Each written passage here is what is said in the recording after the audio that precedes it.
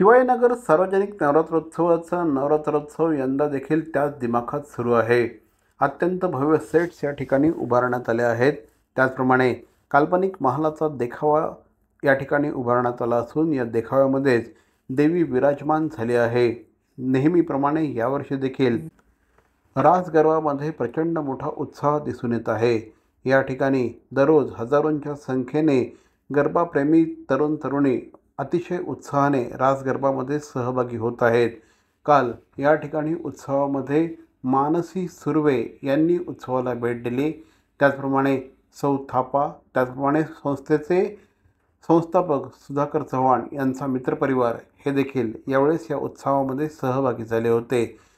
मंडळाच्या अध्यक्षा सुलेखा चव्हाण यांनी मान्यवरांचं स्वागत केलं आणि त्यांचा सत्कार केला।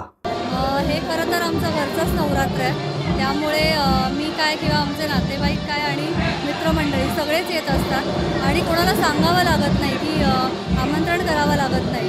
एकदा इथे येऊन गेलेली व्यक्ती कायम येते, कारण त्या व्यक्तीचं लगेच देवीशी काहीतरी असं एक कनेक्शन निर्माण होतं। आणि फक्त देवीशी नाही तर मामांनी म्हणजे सुधाबाईंनी जे नवरात्र चालू केलं आहे किंवा त्यांनी जी नाती जपली आहेत ती लोक अजूनही जपत आहेत आणि फक्त देवीसाठी म्हणून नाही पण सुधाबाईंचं नवरात्र म्हणून या नवरात्राकडे खास करून बघितलं जातं। माझं नाव श्रीकांत उनकुले आहे। मी इकडे गेले 30 वर्षे येतो। बाईचा सगळ्यात जुना मित्र आणि या इथे आल्यानंतर मला जो आनंद मिळतो तो जगात कुठेही मिळत नाही।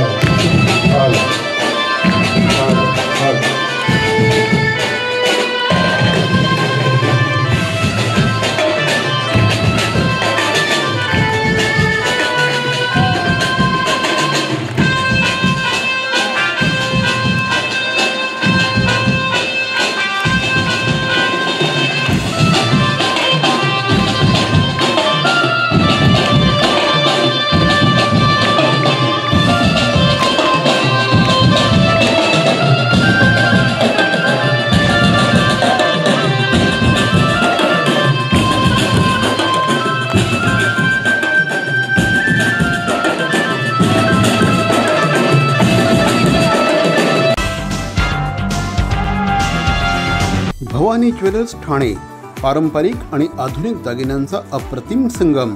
प्रत्येक स्त्रीची पहिली पसंती भवानी ज्वेलर्स ठाणे। नक्की भेट द्या।